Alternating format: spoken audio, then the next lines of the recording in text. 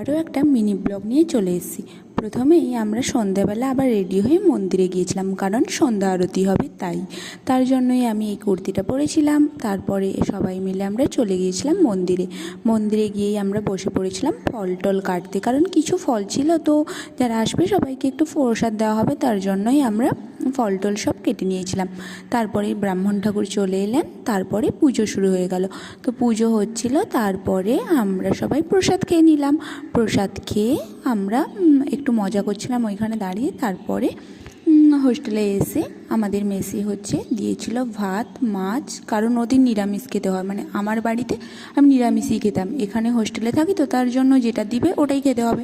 তার জন্য মাছ হয়েছিল আর কিছু একটা তরকারি হয়েছিল আলু দিয়ে, তো ওইগুলো দিয়ে আমি খেয়ে নিলাম ভাত। আর ভিডিওটা কেমন লাগলো অবশ্যই কমেন্ট করে জানাও। Bye bye. আর অবশ্যই চ্যানেলে সাবস্ক্রাইব করে যাও, লাইক কমেন্ট শেয়ার করো।